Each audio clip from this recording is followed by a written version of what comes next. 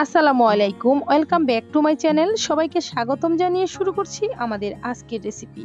আমাদের আজকের রেসিপি হচ্ছে আচারের রেসিপি। এখন কিন্তু আমড়ার সিজন, আর আমড়ার সিজনে আচার তৈরি করব না সেটা কি আর হয়? তাহলে চলুন প্রিয় দর্শক, কিভাবে এই আচারটা তৈরি করা যায় তার পুরো প্রস্তুত প্রণালীটা একবার দেখে আসি। আজকের এই মজার আচারটা তৈরি করার জন্য এখানে আমি 3 কেজি পরিমাণ আমড়া নিয়েছি, আর এই 3 কেজি আমড়া দিয়ে কিন্তু আজকের রেসিপিটা করব। আমড়াগুলো কেটে নেওয়ার আগে খুব ভালোভাবে পানি দিয়ে ধুয়ে নিতে হবে, তারপরে খোসাটা ফেলে দিয়ে আমরা চিকন করে কেটে নিতে হবে। আর আমরা ছোট বড় হলে কোনো সমস্যা নেই, যার যেমন পছন্দ তেমন আমড়া দিয়ে কিন্তু এই আচারটা তৈরি করতে পারেন। আমি আমড়াগুলো কেটে নেওয়ার আগে খুব ভালো করে ধুয়ে নিয়েছিলাম। কেটে নেওয়ার পর কিন্তু আমড়াগুলো আর ধোয়া যাবে না, তাহলে কিন্তু আচার তৈরি করার পর আচার খুব তাড়াতাড়ি নষ্ট হয়ে যাবে। আমি কেমন করে কেটেছি স্ক্রিনে দেখে হয়তো বুঝতে পেরেছেন। এখন আমি এর মধ্যে দিয়ে দিচ্ছি পরিমাণ মতো চিনি। আমি 3 কেজি আমড়ার জন্য 1 কেজি চিনি দিয়ে আচারটা তৈরি করব। আপনারা চাইলে মিষ্টির পরিমাণ বাড়িয়ে কমিয়ে দিতে পারবেন আপনাদের পছন্দ মতো। আমার আমড়াগুলো কিন্তু মোটামুটি মিষ্টি ছিল, তার জন্য চিনির পরিমাণ কম লাগতেছে। আপনাদের আমড়াগুলো যদি টক হয় তাহলে চিনির পরিমাণ একটু বেশি লাগবে। চিনি দেওয়ার পর ভালো করে আমড়ার সঙ্গে মিশিয়ে নিতে হবে। আমি খুব ভালোভাবে মিশিয়ে নিচ্ছি আর দিয়ে দিচ্ছি এখানে পরিমাণ মতো লবণ। আমি কিন্তু পরে আবার বিট লবণ অ্যাড করব, সেটা বুঝে লবণ অ্যাড করতে হবে। চিনি এবং লবণ দিয়ে ভালো করে মিশিয়ে নেওয়ার পর ঢাকনাটা ডেকে রেখে দেব আমি প্রায় 1 ঘন্টার মতো। 1 ঘন্টা পরে এই আচারটা তৈরি করব। আর এই 1 ঘন্টার ভিতরে কিন্তু চিনিগুলো গলে যাবে আর আমড়া থেকেও মোটামুটি পানি বের হবে, আর এই পানির মধ্যে কিন্তু আচারটা সুন্দরভাবে তৈরি করা যাবে। এখানে কিন্তু কোনো পানি অ্যাড করা যাবে না, তাহলে কিন্তু আচার খুব তাড়াতাড়ি নষ্ট হয়ে যাবে। চিনি মিশিয়ে নিয়েছি, এখন রেখে দিব আমি 1 ঘন্টার জন্য। আর এই ফাঁকে আমি যে মশলাটা দিয়ে আচারটা তৈরি করব সেই মশলাটা তৈরি করছি। দিয়ে দিচ্ছি এখানে 4 টেবিল চামচ পরিমাণ 5 ফোড়ন। আরও অ্যাড করে দিচ্ছি এখানে আমি 10-12টার মতো এলাচ আর 5-6টার মতো দারচিনির টুকরো। দিয়ে দিচ্ছি এখানে হাফ চা চামচ পরিমাণ মেথি, 1 চা চামচ পরিমাণ ধনিয়া, হাফ চা চামচ পরিমাণ কালো জিরা আর হাফ চা চামচ পরিমাণ নর্মাল জিরা, যেটা আমরা সবসময় খাই সেই জিরাটাই দিয়েছি।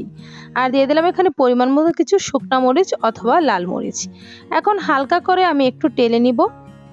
প্রিয় দর্শক, এই মশলাগুলো কিন্তু পুড়ে নেওয়া যাবে না। যদি অতিরিক্ত ভেজে নেন তাহলে কিন্তু ফ্লেভারটা নষ্ট হয়ে যাবে, আচারটা খেতে ভালো লাগবে না, তিতো লাগবে।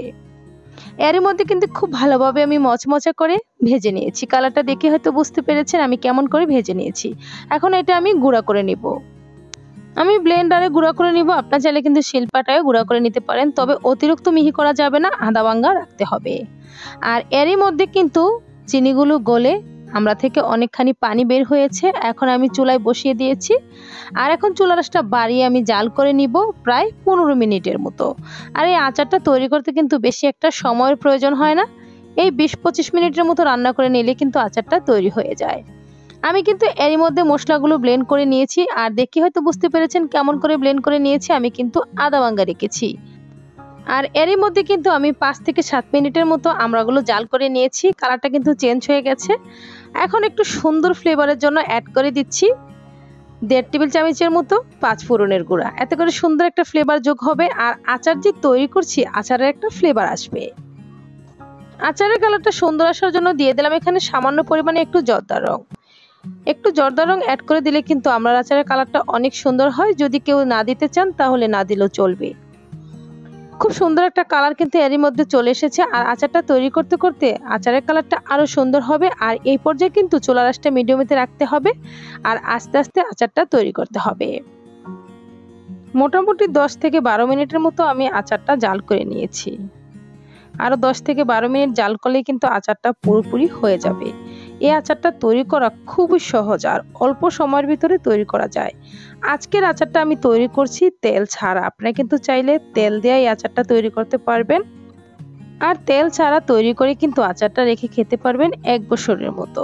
ফ্রিজের বাইরে রেখে 2 থেকে 3 মাস, আর ফ্রিজের ভিতরে রেখে খেতে পারবেন 1 বছরের মতো। ফ্রিজের নরমালে রেখে দিবেন, 1 বছরের মতো রেখে খেতে পারবেন। আর এই আচারটা তৈরি করা খুব সহজ। আর এখন কিন্তু আমড়ার সিজন, আর এই সিজনে এই আচারটা বেশি করে তৈরি করে কিন্তু রেখে দিতে পারেন। আমি কিন্তু এরই মধ্যে অল্প কিছু বিট লবণ দিয়ে দিয়েছি, আর দিয়ে দিচ্ছি এখানে 1/3 কাপের মতো ভিনেগার। অবশ্যই ভিনেগারটা অ্যাড করবেন, এতে করে কিন্তু আচারটা সহজে নষ্ট হবে না।